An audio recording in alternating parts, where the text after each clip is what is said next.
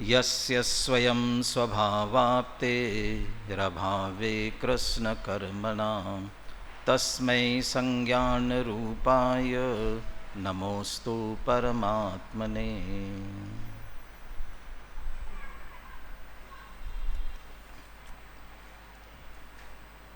परिपूर्ण ज्ञान मात्र अवस्था को प्राप्त ऐसे सिद्ध भगवंतों को नमन कर आचार्य पूज्यपाद स्वामी इष्ट की स्वयं प्राप्ति करके हमको भी वैसे ही इष्ट प्राप्त हो, इसलिए उस इष्ट का उपदेश हमें दे रहे हैं। उस इष्टोपदेश में उस इष्ट की प्राप्ति हमें कैसे हो, वैसे तो पूरे ग्रंथ में ही इसी की चर्चा है। पूरे ग्रंथ में, और मैं तो पहले भी कह चुका हूँ, सारे ग्रंथों में यही चर्चा है। जिसके द्वारा जिस सूत्र से जिसे ख्याल में आ जाए वो उसके लिए वही पर्याप्त है। पूरा शास्त्र पढ़े, चाहे एक सूत्र, एक श्लोक, एक गाथा पढ़े, हमारा प्रयोजन पूरा होना चाहिए। पढ़ने में भी कैसे पढ़ना चाहिए। जिनवाणी अमृत रसाल रसिया आवोरे सुनवा। जिनवाणी अमृत रस से भरी हुई है तो उसका रस ले करके उसका अध्ययन करना चाहिए ना।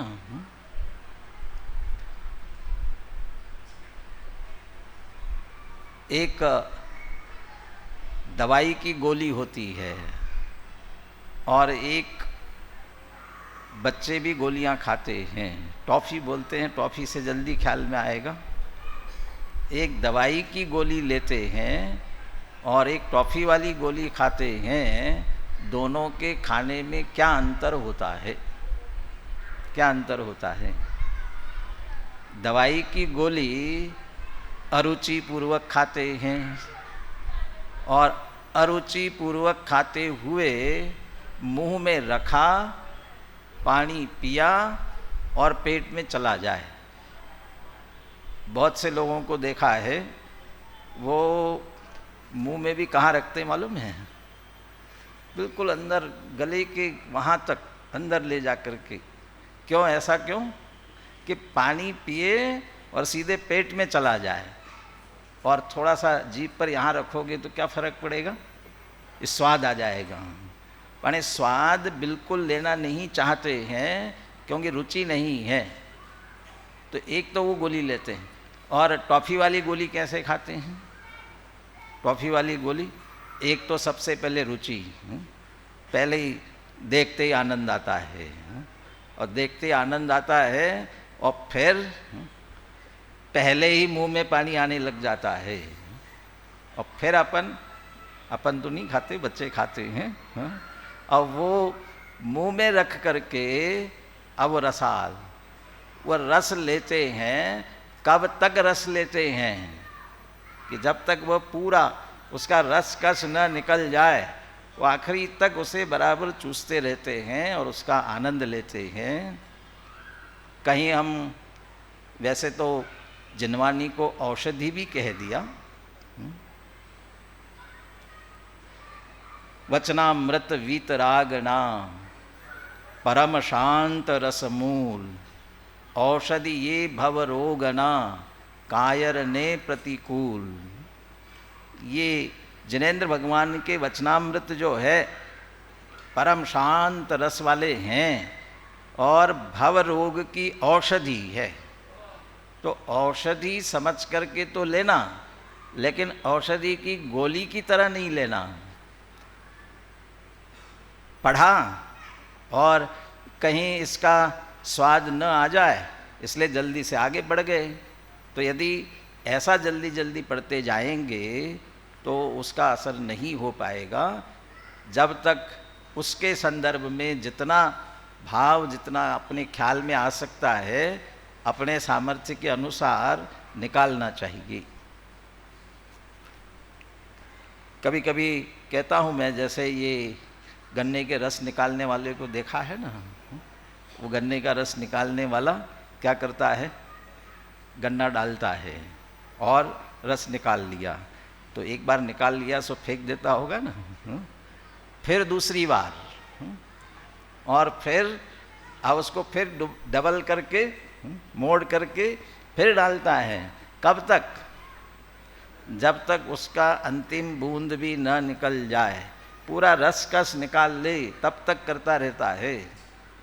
ऐसा एक सूत्र, एक विषय, एक श्लोक कोई सामने आवे तो उसको इसी तरह से चिंतन करना चाहिए, मनन करना चाहिए, रस निकालने की कोशिश करना चाहिए, विचार करना चाहिए।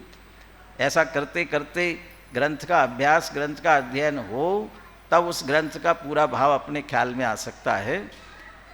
उस स्वरूप की प्राप्ति, स्वभाव की प्राप्ति कैसे होती है, क्या उपाय है, ये 33वें श्लोक के माध्यम से अपन देख रहे हैं। 33वां श्लोक एक बार सभी मिल करके बोलिए, पद्यानुवाद के साथ में बोलिए। गुरुपदेशादभ्यासात् संवित्तिः स्वपरान्तरं जानाति यः स जानाति मोक्षसौख्यं निरन्तरम्। गुरुपदेशाभ्यास से निज पर भेद विज्ञान स्वसंवेदन बल करे अनुभव मुक्ति महान। वह मुक्ति महान, उसके अनुभव तक पहुँचने के लिए ये 3 उपाय है, गुरु का उपदेश, अभ्यास और स्वसंवित्ति। इन तीनों के उपयोग की बात है। अभी निमित्त उपादान की बात चल रही थी। अब इन 3 में निमित्त क्या है और उपादान क्या है, निमित्त क्या है और उपादान क्या है। गुरु का उपदेश, अभ्यास और स्वसंवेदन, इसमें निमित्त क्या है और उपादान क्या है। गुरु का उपदेश निमित्त है और अभ्यास और संवेदन ये क्या है? क्यों? क्योंकि गुरु का उपदेश ये गुरु भी पर है, उनके वचन चाहे वे सुनने वाले हो चाहे पढ़ने वाले हो, ये दोनों ही जड़ है, पर है। और अब उसका जो अभ्यास हमें अपने में करना है और अभ्यास के द्वारा आगे चल करके स्वसंवेदन तक पहुंचना है, ये कार्य किसे करना है? हमें करना है, और हम स्वयं इस कार्य के उपादान हैं। अभी बहुत विस्तार से बात हो रही थी। निमित्त निमित्त है और उपादान उपादान है। कार्य किस में होता है? उपादान में होता है। तो निमित्त में कुछ कार्य नहीं होता? होता है ना।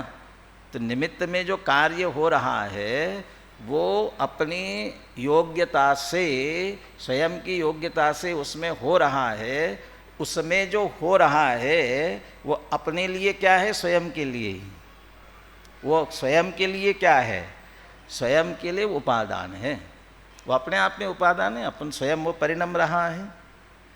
अब वह गुरु का उपदेश जिस तरह से परिणमित हो रहा है वह तो अपना कार्य कर रहा है, लेकिन हम अपना कार्य कर रहे हैं कि नहीं कर रहे? कमी कहाँ है?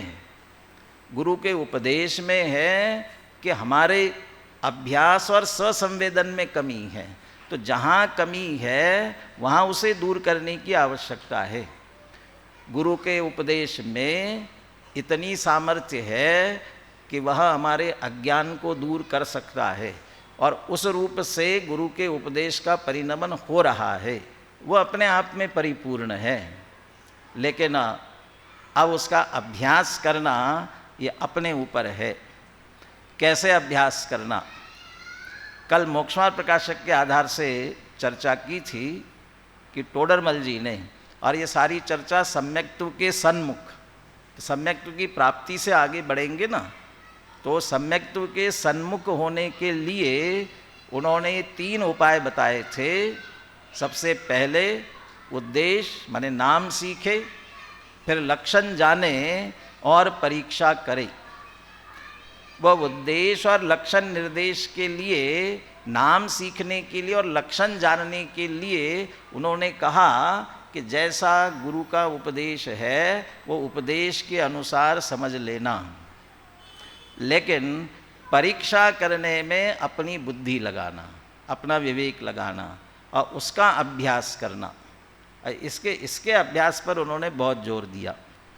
यहाँ जो गुरुपदेशात कह रहे हैं वो गुरु का उपदेश तो बहुत है। जिनवानी तो द्वादशांग रूप है। अब इतने द्वादशांग रूप जिनवानी, अत्थो नत्थि सुईणम कालो थो वयम च दुम्मेहा, अर्थ उसका तो कोई पार नहीं है, माने शास्त्र उसका कोई पार नहीं है।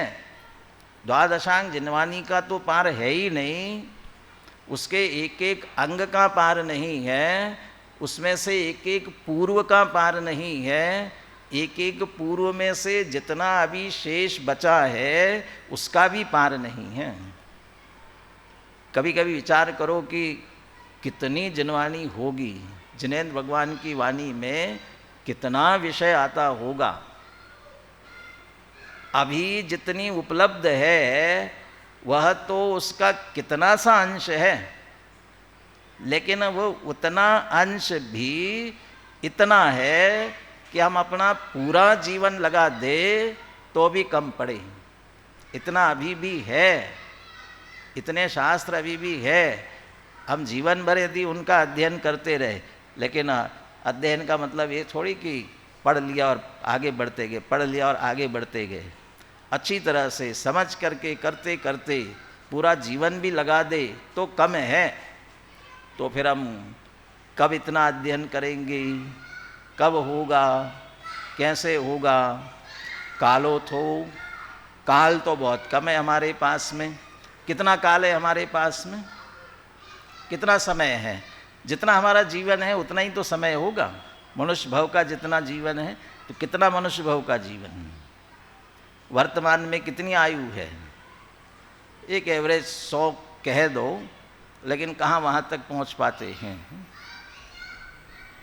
जितनी आयु है, लेकिन वह आयु प्रमाण में 8 वर्ष तक तो समझने के योग्य नहीं होते हैं, तो 8 वर्ष ऐसे ही चले गए। और कोई सोचे कि हम बाद में आखिरी में करेंगे, तो आखिरी के लिए 6 डाला कर क्या कहते हैं? अर्ध मृतक सम बूढ़ापनो, कैसे रूप लखे आपनो। तो वो अर्ध मृतक सम, वो तो आधे बड़े समान हो गए वहाँ, माने ये दोनों तरफ के चले गए। जैसे वो गन्ना होता है ना, गन्ने में से ऊपर का हिस्सा तो व्यर्थ होता है, उसमें मिठास नहीं है, और नीचे भी जड़ें हैं वो भी व्यर्थ चली जाती हैं, बस बीच का हिस्सा उतना। और हम सभी का करीब करीब बीच का समय ही चल रहा है।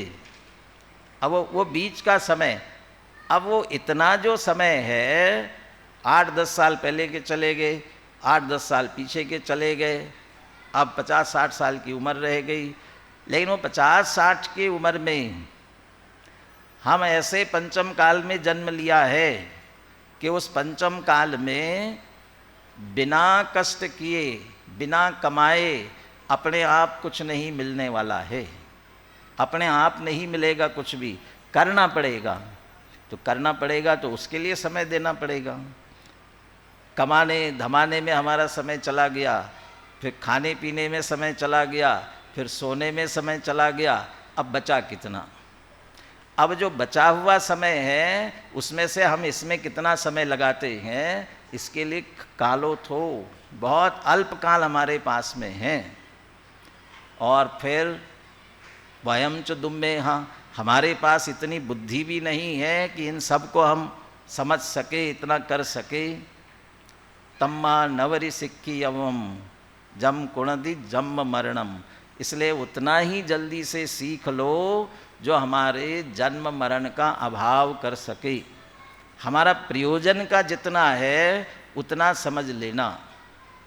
गुरु का उपदेश, गुरु के उपदेश का कार्य हुआ कि नहीं हुआ, गुरु के उपदेश वाला कार्य हुआ कि नहीं हुआ।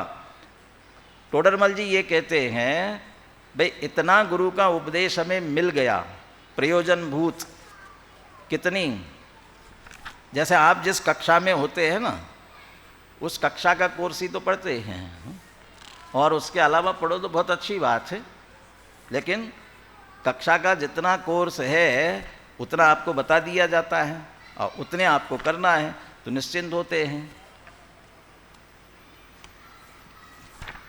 कितना विषय दे रहे हैं, ये सम्यक सन्मुख मिथ्या दृष्टि के प्रारंभ में ही कह रहे हैं, इतनी बातों का निर्णय तो हमें करना ही है।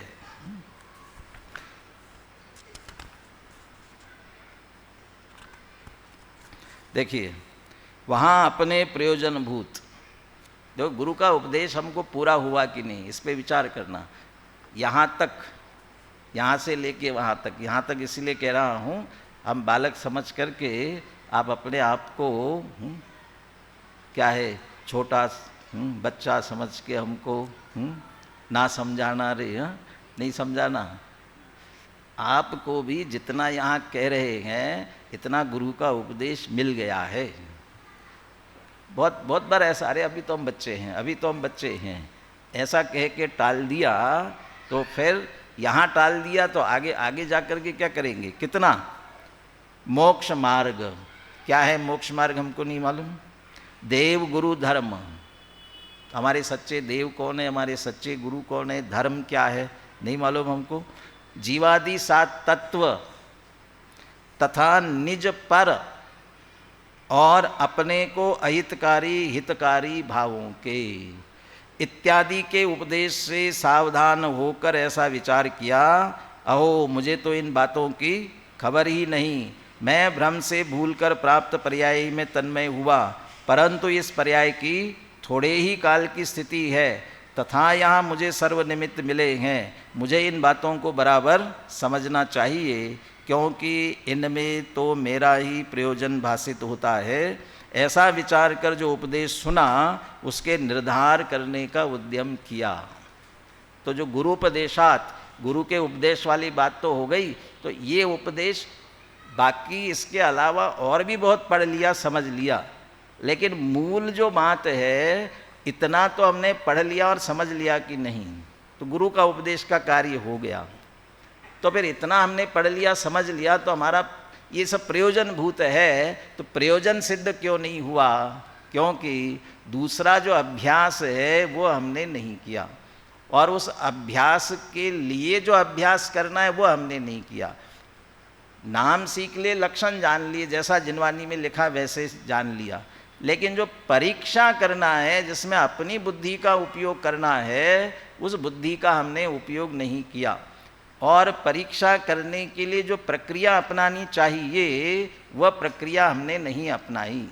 तो क्या करना चाहिए, वो स्वाध्याय के अंग ही लेते हुए, स्वाध्याय के ही अंग लेते हुए, लेकिन उसका प्रयोग कैसे करना ये टोडरमल जी ने बताया। स्वाध्याय के अंग कितने हैं, कौन कौन से हैं? वाचना, प्रचना, अनुप्रेक्षा, आमना और धर्मोपदेश। अब आपके लिए तो धर्मोपदेश तक भी पहुंचना है, पांचों अंगों का प्रयोग उपयोग आप करेंगे, लेकिन वाचना, प्रचना, अनुप्रेक्षा, इनका प्रयोग कैसे करना। तो कहते ये जो हमने मुख्य विषय बता दिए हैं, इनके संदर्भ में पढ़ लिया, सुन लिया, समझ लिया। अब कहते जो पढ़ा सुना समझा है यह यथार्थ है कि नहीं है, जैसा वहाँ लिखा है वैसा ही मुझे भाषित होता है कि नहीं होता है, ऐसा विचार करने के लिए एकांत में बैठकर विचार करें। अब ये जो स्टेप है एकांत में बैठकर विचार करने वाला, ये हमारे जीवन में होता है क्या? फुर्सत नहीं है। पहले तो पढ़ने के लिए फुर्सत नहीं है, अब पढ़ने के लिए फुर्सत नहीं है तो इसके लिए फुर्सत कैसे निकालें? इसके लिए फुर्सत कहाँ से निकाले? जो पढ़ा सुना समझा उसका एकांत में बैठ करके विचार करना, फुर्सत नहीं है। अरे अलग से फुर्सत निकालने की ज़रूरत नहीं है। जो हमने पढ़ा सुना है ये इसका विचार, और एकांत का अर्थ क्या होता है? कहीं एक कोने में जा कर के बैठना, इसी का नाम एकांत होता है क्या? इसका नाम एकांत नहीं है। अरे भीड़ में बैठ करके भी एकांत हो जाता है। कभी बम्बई गए? बम्बई के लोकल ट्रेन में बैठे और लोकल ट्रेन में बैठ करके देखना, सब अपने अपने में मस्त रहते हैं, और जो वो इतनी भीड़ में जो कुछ कोलाहल हो रहा है उस बीच में जिसे अपना काम करना है, बहुत लंबा लंबा 1-1 घंटा लगता है बहुत लोगों को, और इतना लंबा चल रहे हैं, इतने दूर तक बैठे हैं, तो क्या करना? और बैठने को जगह भी नहीं मिली होगी ना, तो भी जिसको जो काम करना है ना वो कर लेता है। क्या क्या कर लेता है? सबसे पहले सोने वाला, सोने का काम निकालना हो ना, माने सोना हो, उतना टाइम अपना निकाल लेता है। बैठने की जगह मिली तो बैठकर सोता है, और नहीं मिली जगह और खड़ा है तो खड़े खड़े सो लेता है, खड़े खड़े सो जाता है। कैसे? और हमारे घर में तो लाइट जल रही है और थोड़े से बच्चे ज़ोर से आवाज़ कर रहे हैं, वो कुछ कर रहे हैं, वो तो नींद नहीं आती, और उन्हें मस्त आती है, तो उन्हें अपना प्रयोजन निकालना है, नींद निकालना है, नींद निकाल लेते हैं। कोई पढ़ना चाहता है वह बैठ करके पढ़ता है। और अभी कुछ दिन पहले एक वीडियो देखी थी, एक भाई वहाँ खड़े खड़े पढ़ रहा है, जगह नहीं मिली होगी बैठने के लिए, खड़ा है, लंबा जाना है, इतनी देर तक में पढ़ रहा है, खड़े खड़े पढ़ रहा है। तो जैसे अपना निकाल, और उसको कोलाहल कोई परेशान करता है, दिक्कत करता है? कहाँ कोलाहल परेशान कर रहा है? और जिसे जो विचार करना है, चिंतन करना है, वह बैठ करके ऐसे कोलाहल में करना चाहे तो कर सकता है ना, चलता रहता है। कोई अपने बेटे को छोड़ करके आए हो माता पिता, और वे ऐसी भीड़ में बैठे हुए हो, और उस बेटे की याद आ रही हो, वो बेटे के बारे में सोच रहे हो, तो ये भीड़, ये कोलाहल कुछ बाधक बनती है? आता है विचार, करते रहते हैं, वो कर रहे। अचानक कोई दूसरा पूछता है क्या सोच रहे हो, तो अब वो अकेला अकेला माने उस भीड़ में भी अकेला बैठकर कर रहा है ना। रुचि की ही बात है, जहाँ बैठे वहाँ बैठे बैठे कर सकते हैं। जब जिनवानी सुन ली, पढ़ ली, समय नहीं, अभी समय नहीं है, अभी समय नहीं है। यहाँ से आगे आप कहाँ जा रहे हैं? दुकान वाले दुकान में जा रहे हैं, महिलाएं हैं अपने घर पर जा रही है, तो पुरुष दुकान पर जा रहे हैं, दुकान पर जाने का, दुकान पर बैठने का।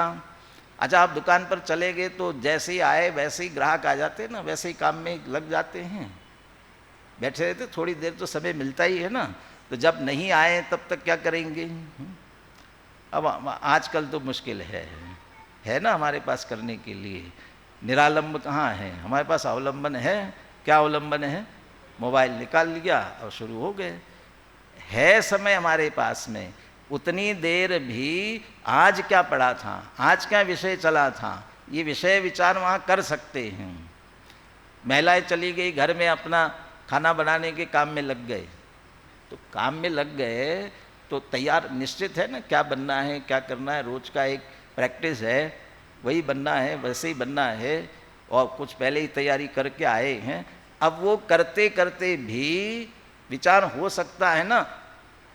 यहाँ भी विचार करो, बेटे को छोड़कर आए हैं और ये सब कर रहे हैं, उसके बीच बीच में बेटे की याद आ रही कि नहीं आ रही है? कहाँ तक पहुँचा होगा, कहाँ चला गया? यदि वहाँ हॉस्टल पहुँच भी गया है, वो ठीक से कमरा मिल गया होगा कि नहीं होगा, मेस कैसी हो, दिमाग में चलता रहता है ना। वो नहीं है, और वे सब काम करते हुए भी चलता रहता है, और अकेले अकेले क्या सोच रहे हो? तो एकांत हो गया ना। बस वही है जिसकी रुचि है, उसके लिए अपने आप समय भी निकल आता है। इसके प्रति रुचि लाने की ही जरूरत है। टोडरमल जी इसने लिखा ना, इसमें तो मेरा ही हित भाषित होता है, ये मेरा प्रयोजन, इसलिए मुझे इतनी बातों का निर्णय करना है। तब एकांत में जिन्हें समय मिलता है वो तो बहुत बहुत सौभाग्य है। यदि समय निकालकर बहुत अच्छी तरह से बैठकर विचार करे तो बहुत बड़ा सौभाग्य है। और नहीं मिले तो ऐसा निकाल करके भी हम शांति से विचार कर सकते हैं। अब दूसरा कौन सा स्टेप है? प्रच्छना। लेकिन वांचने के बाद पूछने के लिए नहीं लिख करके उन्होंने कहा एकांत में बैठकर विचार करो। अब जब समझ में नहीं आए, अपने को स्वयं निर्णय न निकले, तो विशेष बुद्धिमान है उनसे पूछो, और जो पूछा है उसे फिर क्या करो, उसे फिर बैठ करके विचार करो, एकांत में बैठकर विचार करो। फिर जो विशेष बुद्धिमान है वो तो हमेशा तो मिलेंगे नहीं। फिर कहा कि समान बुद्धि वाले अपने हैं, उनके साथ भी चर्चा करो, विचार विमर्श करो। और 3 बार लिखा एकांत में बैठकर विचार करो। ये जो अभ्यास है ये हमारा अभ्यास छूट गया है। लोक में भी कहते हैं ना, practice makes man perfect. Practice, कोई भी किसी भी खेल में भी बढ़िया हो रहा है तो ऐसे ही परफेक्ट नहीं हुआ है। वो एक बार बता दिया और एकदम से ओलंपिक पहुंच गया, ऐसा हो जाता होगा ना। अरे इतना करने के बाद भी ओलंपिक में थोड़े से छोटे से, उससे भी सेकंडों से भी रह जाते हैं। तो जितना प्रैक्टिस करना पड़ता है, इस बात का भी अभ्यास हमने स्वयं में किया कि नहीं किया, और इस अभ्यास की हमें कमी है। विद्यार्थी भी कहेंगे हमें समय नहीं मिलता है। कॉलेज जाते हो ना इतनी दूर, बहुत अच्छा है कि इतनी दूर कॉलेज है, तो उतनी दूर जाने के लिए मिल रहा है समय, तो जा रहे हो ना इतनी दूर, क्या कर रहे हो इतनी देर तक? कम से कम 15-20 मिनट, आधा घंटा लगता होगा वहाँ पहुँचते पहुँचते। उतना है ना समय, उतनी देर करो, रिवीजन कर सकते हो, अभ्यास कर सकते हो। ये प्रैक्टिस। और टोडरमल जी ये तक कह रहे हैं, हाँ कर लिया तो हो गया, कर लिया, हाँ बराबर हमने विचार किया कि कब तक करते रहना। ये बहुत मार्मिक बात लिखी है, ये अभ्यास कब तक करना। और जो अगला पॉइंट है ना अभ्यास के साथ में, अभ्यासात संवित्ते, वह स्वसंवेदन, वहाँ तक पहुँचने का क्रम क्या है।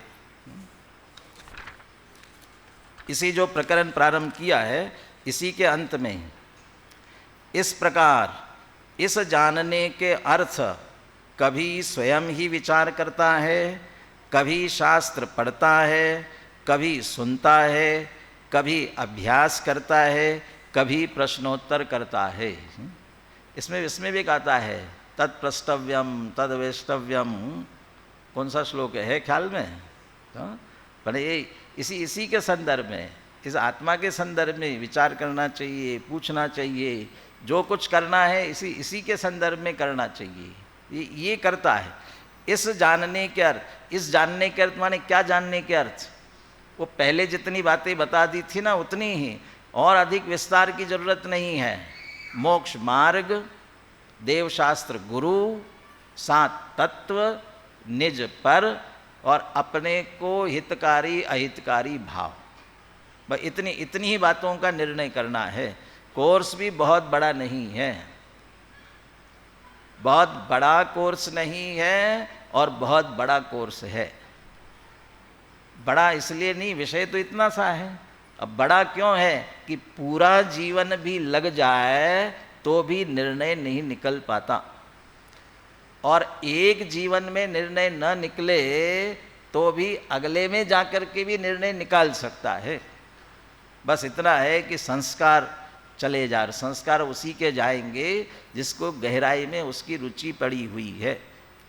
ये लौकिक के बहुत सारे लोग, बहुत सारे ऐसे होते हैं ना कि ये किसी ने तबला बजाना सिखाया नहीं और छोटा सा बालक तबला बजाना शुरू कर देता है। अरे ऐसे बहुत से होते हैं ना। तो कहाँ से सीख के आया हूँ, कहाँ से सीखा है? वो पूर्व संस्कार, उसे उसकी इतनी रुचि थी वो रुचि लेकर के आया, वो बिना सिखाए भी करने लग गया। जो वो तत्व की रुचि भी साथ में ले जाए, और उसके लिए ये जो कर रहा है, कभी स्वयं विचार करता है, पढ़ता है, सुनता है, अभ्यास करता है, प्रश्नोत्तर करता है, इत्यादि रूप प्रवृत्ता है। लेकिन सफलता के लिए सबसे बड़ी चीज है, ये वही कार्य है, वही करना है, नया कुछ नहीं। वही देवशास्त्र गुरु के स्वरूप का विचार करना है, सात तत्व वही है, उसी का विचार चलते रहना है। यदि एक ही विषय आपको रोज चलता रहे, एक ही गाथा हो और वो रोज पढ़ा है वैसा का वैसा ही, तो फिर आप क्या कहोगे, तो सुन लिया, अभी तो सुन लिया, कितनी बार सुनेंगे, और मन नहीं लगेगा, बोरियत हो जाएगी, ठीक है ना। यहाँ कहते हैं ये जो बार बार कर रहा है ना, ये बार बार करते हुए अपना कार्य करने का इसको हर्ष बहुत है, इसलिए अंतरंग प्रीति से उसका साधन करता है। ये करते हुए उसे हर्ष है, खुशी है कि मुझे इसका निर्णय निकालना है, इसलिए अत्यंत रुचिपूर्वक कर रहा है। किसी भी क्षेत्र में जाने वाला उसकी प्रैक्टिस करता है, वो क्या करता है, नृत्य सीखना है, नृत्य में प्रवीण जिसको होना है, वो क्या करता है, वो जो नृत्य सीखा है उसका अभ्यास करता है। क्या अभ्यास करता है, एक ही प्रकार से वही का वही रिपीट करता रहता है। कितनी बार रिपीट करता है। अब जिसको क्रिकेट में बैट्समैन बनना है, क्या करेगा, वो एक ही, वो बल्ले से खेलना, वो एक ही काम, और दिन भर प्रैक्टिस करने वाले दिन भर प्रैक्टिस में लगे हैं, एक ही काम, बोर नहीं होता है। अच्छा, थकता नहीं है, पसीना पसीना हो जाता है, फिर लगा रहता है। किस कारण से, बस हर्ष बहुत है, मुझे इसमें सर्वोत्कृष्ट होना है, सफल होना है, इसलिए बराबर लगा रहता है। तो हर्ष बहुत है। जिस कार्य में हर्ष नहीं आए उस कार्य में सफलता नहीं हो सकती। आप में से कौन कौन विद्वान बनेगा, कौन कौन विद्वान बनेगा, अभी निश्चित हो जाएगा। और अभी निश्चित है, किस आधार से निश्चित है, ये पढ़ते हुए आनंद आ रहा है, मज़ा आ रहा है, तो विद्वान बनेंगे। नहीं तो हाँ ठीक है पढ़ लिया, हर्ष बहुत है, आनंद ले करके पढ़ेंगे तो पुनः पुनः करेंगे, रुचिपूर्वक करेंगे, हर्ष बहुत है। कब तक करें, बहुत बार ऐसा होता है ना, छोड़ देते, ठीक है हो गया, नहीं हो रहा है तो छोड़ दिया, नहीं हो रहा है तो छोड़ दिया। कब तक, इस प्रकार साधन करते हुए जब तक सच्चा तत्व श्रद्धा न हो। यह इसी प्रकार है, ऐसी प्रतीति सहित जीवादि तत्वों का स्वरूप आपको भाषित न हो, स्वयं को लगना चाहिए हाँ ऐसा ही है। और तीसरा बहुत महत्वपूर्ण दे रहे हैं, जैसे पर्याय में अहम बुद्धि है वैसे केवल आत्मा में अहम बुद्धि न आए। बिल्कुल मैं ऐसा भाव आते ही, कहने करने की भाषा तो लौकिक में कैसा भी कह भी दे, लेकिन अंदर से मैं ऐसा आए तो मैं चैतन्य स्वरूप आत्मा, अभी तो मैं कहते ही हम जो भी है वो याद आता है हमको। मैं तो ये कहता हूँ ना, अभी आप सब यहाँ अंदर आए, आप लोग इधर बैठे और ये इधर बैठ गई, ऐसा क्यों किया, आप इधर क्यों बैठे और इधर क्यों बैठ गई अंदर। अच्छा आप तो रोज के आने वाले बोलते हैं ठीक है, लेकिन नया भी कोई आएगा, एक बार निगाह करेगा और निगाह करने के बाद अपने आप इधर उधर हो जाएगा ना। क्यों होगा, क्योंकि उसने आते ही ये देख लिया पुरुष इधर बैठे हैं तो मुझे इधर बैठना है, क्यों, मैं कौन हूँ, पुरुष हूँ। ये इधर बैठी तो इसने समझ लिया इधर महिलाएं बैठी, मैं कौन हूँ कि महिला है। ये पर्याय बुद्धि, ये पर्याय में अहम बुद्धि, ये ऐसा मान करके हम करते जा रहे हैं। कहते जैसे इसमें अहम बुद्धि है ऐसे एक आत्मा में अहम बुद्धि न आए, भाई चैतन्य स्वरूप आत्मा मैं हूँ, यहाँ हम बुद्धि न आए, ये स्वसंवित्ति, वो वहाँ तक पहुँचे। और ये बारंबार के अभ्यास से आपका जो नाम है, जो भी नाम आपका रखा हुआ है, वो नाम आपका है। ये कैसे पता चला आपको? कैसे पता चला? माता पिता ने बताया। वो माता पिता हमारे गुरु है, गुरु का उपदेश, ठीक है। अब उसके बाद में अभ्यास, पुनः पुनः आपने सुना, और अकेला पुनः पुनः सुना नहीं, वो उसके साथ में उसको अपने साथ एक में किया। अब इतना एक में हो गया कि वो नाम लेते ही ये मैं, ये मैं, ये सहज चलता रहता है। जिनवानी माँ भी पुनः पुनः ये कह रही है, उपयोगो लक्षणम, उपयोग लक्षण वाला चैतन्य स्वरूप आत्मा, मैं आत्मा हूँ, ये बार बार कह रही है। अब ये जो कहा, सुना कि नहीं सुना? सुना ना, लेकिन उसे अपने साथ जोड़ा नहीं ना, अपने साथ जोड़ करके विचार नहीं किया। और फिर अभ्यास करने की बात कहाँ? और ये अभ्यास करते करते अब ये लगने लग जाए, करना नहीं आता ऐसा नहीं है। योगसार प्राभृत की गाथा, उस गाथा है ना, उसमें दोहे, उसका पद्यानुवाद, जो मन विषयों में रमे त्यों हो आत्मलीन, शीघ्र लहे निर्वाण पद धरे न देह नवीन। जैसे विषयों में रम रहा है, वैसे यदि अपने स्वरूप में लगावे, लगाना आता है, नहीं लगाना नहीं आता है ऐसा नहीं है, सुनना आता है, लेकिन बस जिनवानी सुनना नहीं आता है। मैं तो अनेकों बार कहता हूँ, हमें गाली सुनना आता है लेकिन जिनवानी सुनना नहीं आता। गाली सुनना आता है, जिनवानी सुनना नहीं आता है, क्या माने? गाली कैसे सुनते हैं? जैसे गाली सुनते वैसे जिनवानी, दोनों एक सी नहीं है। उदाहरण के लिए कह रहा हूँ, अरे गाली सुनते ही वो दौलत राम जी के शब्द याद आते हैं, दौल समझ सुन चेत सयाने, काल वृथा मत खोवे। जैसे ही सामने वाले ने कहा समझ, वो गाली जो दी है हमारी समझ में आती ना, क्या कह रहा है वो गधा कह रहा है, अब जो भी कह रहा है, और भी बहुत कठोर शब्दों में जो कुछ भी उसने हमें कहा गाली दे करके, वह हमने सुना और सुनते ही समझा। तो सुनने के बाद अकेले समझ कर नहीं रुके हैं, समझ के साथ साथ भाव भासना भी कर ली हमने, भाव भाषित हुआ अंदर में। और भाव भाषित हुआ, और भाव भाषित इतना हुआ कि तत्काल हमने उसका रिएक्शन दिया। क्या कह रहे हो? तो सामने वाले के साथ लड़ने के लिए गए हैं, ये भाव भाषित हुआ है तभी तो लड़ रहे हैं ना। मुल्ला नसरुद्दीन का किस्सा आता है। मुल्ला नसरुद्दीन कहीं एक जगह अपने दोस्तों के साथ बैठ करके, किसी हॉल में, होटल में कहीं बैठ करके एक जगह अपने मित्रों के साथ गप्पे लगा रहे थे। उसी समय एक नेता भी अपने, अब उन नेताओं के साथ जो भी अपने चमचों के साथ समझो, चेलों के साथ समझो, वो आकर के एक तरफ वहाँ चर्चा कर रहा था।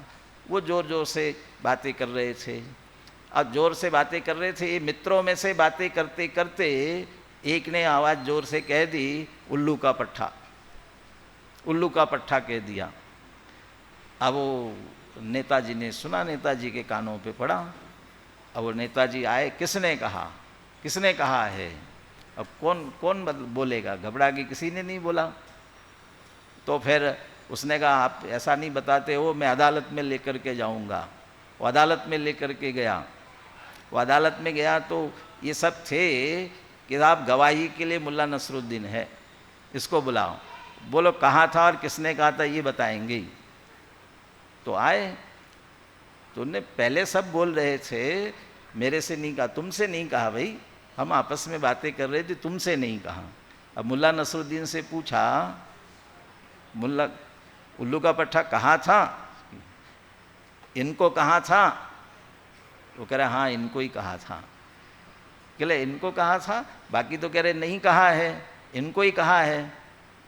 देखो देखो साहब, ये कह रहे ना, इनको कहा है कि साहब उल्लू का पट्टा कह तो दिया, लेकिन वहाँ पूरे हॉल में यही एक उल्लू के पट्टे थे और कोई छाई नहीं थी। क्यों? क्योंकि सबने सुना, लेकिन सबने सुनने के बाद किसी ने कोई प्रतिक्रिया नहीं दी और इनने प्रतिक्रिया दी। इसका मतलब क्या? जो है उसने सुना और अपने आप के साथ क्या किया, उसका भाववासन किया, जोड़ा, और तब तो ये प्रतिक्रिया दे रहे हैं। इसलिए यही है, और है इसी से कहा गया। तो जो कहा जा रहा है सुन करके हम उसके अनुसार प्रतिक्रिया लोक में देते हैं। राग का परिणाम, द्वेष का परिणाम तत्काल आता है। जिनवानी की बात सुन करके ऐसा क्यों नहीं आता है? क्योंकि वो टोडरमल जी जो कह रहे हैं, सुनने समझने के बाद में एकांत में बैठकर उस पर विचार करो, चिंतन करो, पुनः पुनः उससे अपने से जोड़ने का प्रयास करो। ये पुराना इतना बैठा हुआ है, ये थोड़ा सा नाली में बहुत कचरा भरा हुआ हो, बहुत कचरा है और थोड़ा सा पानी डाल दिया, निकल जाएगा। कचरा ज़्यादा है तो बहुत डालना पड़ेगा और बहुत तेज़ी से डालना पड़ेगा तो निकलेगा। वो कचरा भी अभी भरा हुआ हो ना, तब भी थोड़ा पानी डाल करके निकल जाए जल्दी, और बहुत दिनों से जमा हुआ होगा ना तो वो निकालने के लिए और जोर लगेगा। और हमारे भी मोह महामद पियो अनादि, ये देह में एकत्व बुद्धि, पर में एकत्व बुद्धि, पर में सुख बुद्धि, ये अंदर में अनादि से बैठी हुई है। और उस एकत्व और ममत्व बुद्धि के द्वारा हमने मोह राग द्वेष के परिणाम, कषाय के परिणाम इतने करके रखे हुए हैं।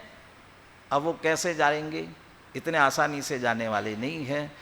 थोड़ा सा पढ़ लिया, थोड़ा सा विचार, पहले तो पढ़ते विचार ही नहीं करते हैं, लेकिन थोड़ा सा पढ़ना इतना जल्दी उस पर प्रभाव नहीं डालता है।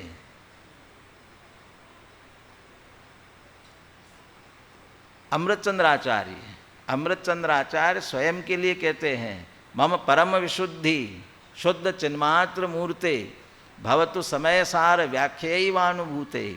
यद्यपि मैं तो शुद्ध मात्र चैतन्य मूर्ति हूँ, फिर भी परिणति मलिन हुई है मोहोदय से, और वह परिणति मेरी विशुद्धि को पावे आत्मख्याति नामक समय सार की आत्मख्याति नामक व्याख्या से।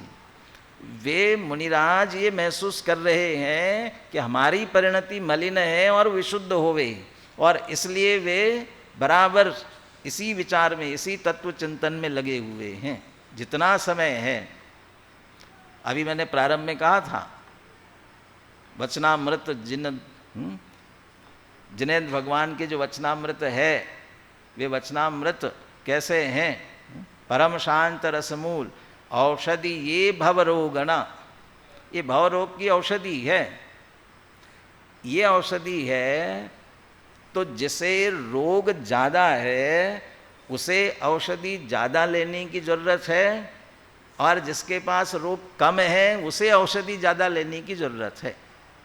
रोग ज़्यादा हो उसे औषधि ज़्यादा लेना चाहिए ना। मुनिराज के भव रोग अरे मिट ही गया है, अब थोड़ा सा रह गया है, संजुलन कषाय थोड़ी सी रह गई है, लेकिन वो थोड़ी सी कषाय के लिए भी वो जिनेंद्र भगवान के वचनामृत उसका कितना अभ्यास करते हैं। और हमारे पास में अभी तो पूरा भवरोग पड़ा हुआ है और अनादि का पड़ा हुआ है। कोई भी रोग हो, अभी अभी हुआ हो, और किसी का पुराना हो तो अभी अभी हुआ तो थोड़ी सी दवाई लेके कदाचित दूर हो जाए, लेकिन बहुत पुराना हो तो डॉक्टर भी कहता है टाइम लगेगा इसमें। हमें अनादि का पड़ा हुआ है तो हमें कितनी औषधि लेने की ज़रूरत है, और हम थोड़ी सी औषधि थोड़ा पढ़ लिया, मैंने अपने आप को बहुत कृतकृत्य मान लेते हैं। इस अभ्यास से काम नहीं चलेगा। बारंबार पुनः पुनः विचार करना पड़ेगा, बैठकर विचार करना पड़ेगा। मैं तो ये बहुत बार ये कहता हूँ, जो गाय बढ़िया मीठा दूध देती है ना, वह चारा खाने के कारण से नहीं देती है। किस कारण से देती है? चारा खाने से नहीं देती है, वह बढ़िया मीठा दूध देती है जुगाली करने से। जितनी जुगाली करती है ना, उसे प्रकृति ने यह सुविधा दी है। क्या सुविधा दी है? वह जब वो चारा डाल दिया जाता है, वो चारा इकट्ठा खा लेती है और फिर फुर्सत में बैठ करके वो इकट्ठा खाया हुआ चारा उसमें से थोड़ा थोड़ा निकाल करके और वो जुगाली करती है। कभी किसी गाय को जुगाली करते हुए देखा है? कभी देखना कैसे जुगाली करती है। बिल्कुल शांत बैठ करके, और देखना उसके जुगाली कर रही हो ना तो आंखें बंद होती है, उसकी आंखें बंद करके जुगाली करती रहती है। मैंने समझ लीजिए उतना जितना लिया है ना, उसका पूरा आनंद लेती है वो। और जब वो पूरा रस बन जाता है तब वह गुटक लेती है, ऐसा करती है, तब वो पुष्ट हो रही है, तब मीठा दूध देती है। पढ़ लिया, पहले तो उसको चारा ही नहीं मिले तो क्या करे? ऐसे हमें पढ़ने सुनने समझने ही नहीं मिले तो, लेकिन पढ़ने सुनने समझने मिल रहा है। अब जो पढ़ा हुआ है, सुना हुआ है, समझा हुआ है, उसमें से, और बहुत बातें सुनी होगी लेकिन बता दी ना, इतनी सी बातों का निर्णय करना है। वो इतनी बातों को ले करके पुनः शांति से विचार करो। अब वो ये जुगाली, वो शांति से बैठ करके विचार करो। वो बिल्कुल गाय जैसा। अच्छा, वो एक ही काम है ना जुगाली करने में, तो एक ही तो चल रहा है, मुंह चलाती रहती है, एक ही काम। थकती है क्या? नहीं थकती है। वो क्या ना, उसका वो पेट भरेगा उससे, इसमें मेरा ही हित भाषित होता है, तो सचमुच ये हितदायक लगेगा तो हम इसे अपने हर्ष पूर्वक करेंगे, रुचि पूर्वक करेंगे, और रुचि पूर्वक करेंगे तब हमारे लिए काम आ सकेगा। जो स्वाध्याय के भेद दिए ना, वाचना प्रचना, ऐसे ही दूसरे प्रकार से भेद दिए। श्रवण, ग्रहण, धारण, निर्धारण और परिणमन। हम या तो श्रवण तक आ जाते हैं या बहुत से बहुत ग्रहण तक आ जाते हैं, लेकिन इससे आगे नहीं बढ़ पाते हैं। इसलिए अभी वो निमित्त उपादान से फिर यदि बात करें ना, वो गुरुपदेशात वो तो अपने आप में परिपूर्ण है, लेकिन परिपूर्ण है, हमें जो कार्य करना है वो हम नहीं कर रहे हैं। सुना, ग्रहण, कदाचित ग्रहण किया, पहले तो सुनने के बाद ग्रहण होता है कि नहीं, लेकिन ग्रहण के बाद अगला स्टेप है धारण। क्या सुना, कल क्या चर्चा हुई थी, अब क्या चर्चा हुई, ग्रंथ में यदि पीछे पढ़ लिया तो पीछे क्या पढ़ा था, अभी क्या विषय चल रहा है, ये धारण पूर्वक आगे बढ़े। धारण, अब वो धारणा में जो लिया है उसमें से एक एक बात पर बैठ करके अब निर्धारण करना है, ऐसा ही है कि नहीं, ये निर्धारण करना है। हूँ परमात्मा छू एम नक्की कर, हूँ परमात्मा छू एम निर्णय कर। तो सुना समझा, उसका निर्धारण करना, और फिर अंतिम है हूँ परमात्मा छू एम अनुभव कर, ये परिणमन। जो सुना समझा उसके अनुसार फिर अंत में जाकर के परिणमन हो, और परिणमन हो तब वह स्वाध्याय का कार्य पूरा होता है। ये संवित्ते, ये स्वसंवेदन तक। अमृतचंद्र आचार्य भी वहाँ 5वीं गाथा की बात याद की थी। कुंद कुंद आचार्य एकत्व विभक्त आत्मा को तम एयत्त विहत्तम दाये हम अपनो सवि हवेण जदि दाएज पमाणम चुकेज छलम न गेतवम। यदि दाएज पमाणम कह रहे हैं, यदि मैं दिखाऊं तो प्रमाण करना। और टीका में अमृतचंद्र आचार्य कहते हैं किससे प्रमाण करना, जो कहा है उससे किससे प्रमाण करना, कि स्वानुभव से प्रमाण करना। तो कह रहे आपने उपदेश दिया था, फिर ये उपदेश सही है कि नहीं, युक्ति का अवलंबन के लिए कहा था, हम भी युक्ति लगावे कि नहीं लगावे। कहते ये सब निर्णय करके निकाल के रखा है। अब वो एकत्व विभक्त आत्मा की बात सुनकर हमारे गुरुओं ने जो उपदेश देकर कहा है, अब कहते उसे अपने से जोड़ते हुए अपने आप में बस स्वानुभव करना है और स्वानुभव से प्रमाणित करना है। लोक में तो हम बड़े सावधान रहते हैं हर बात में। एक गाड़ी खरीदने जाओ, क्या करेंगे? गाड़ी खरीदने जाएंगे तो कोई भी गाड़ी उठा कर ले आएंगे, और अब वो बेचने वाले भी जानते हैं ऐसे नहीं खरीदेगा, तो वे भी आपको टेस्ट ड्राइव करने देते हैं। और टेस्ट ड्राइव करते हो माने क्या कर लेते हो? टेस्ट ड्राइव है, खुद चलाकर देखते हो कैसी है, ठीक है कि नहीं है। कोई कहा नहीं बहुत बढ़िया है, तुम्हारे कहने से बढ़िया नहीं है, मैं चलाकर देखूंगा। तो स्वयं चला करके देखा और स्वयं को परफेक्ट लगा तो हम लेते हैं। यहाँ भी कहते टेस्ट ड्राइव करो ना, जो बात कही है उसको अपने पर लगाओ, अपने पर विचार करो, और ऐसा ही जब तक अपने को भाषित ना हो तब तक, अब मैं चैतन्य स्वरूप आत्मा हूँ ये भाषित ना हो तब तक इस प्रक्रिया को करना है। ये संवित्ते, ये स्वसंवेदन, और इसके द्वारा स्वपरांतरम जानाति, स्व और पर को जानता है। अब स्व और पर को कैसे जानना? पर में जो अनेक प्रकार से पर हमारे हैं, उन पर के संदर्भ में विचार करते हुए स्व की तरफ कैसे आना, वो पर से भेद विज्ञान के लिए यहाँ आचार्य देव ने अनेक प्रकार से हमें समझाने का प्रयास किया है। कल हम चर्चा करेंगे, कल माने परसों, क्योंकि कल नहीं हो पाएगा शाम को, तो परसों धन से हम चर्चा प्रारंभ करेंगे। बाहर के वैभव, धन, संपत्ति, ये जो पर है उससे हट करके स्व की तरफ आना। उसके बाद आगे बढ़ेंगे स्त्री पुत्रादिक, ये जो पर है, और देह, ये जो पर है, इससे हट करके स्व की तरफ कैसे आना है। इनसे भेद विज्ञान करते हुए स्वपरांतर जानते हुए अपने तक आए, मिले, समझे, तो ये हमारा इष्टोपदेश पढ़ना सार्थक हो सकेगा। सहजानंदी शुद्ध स्वरूप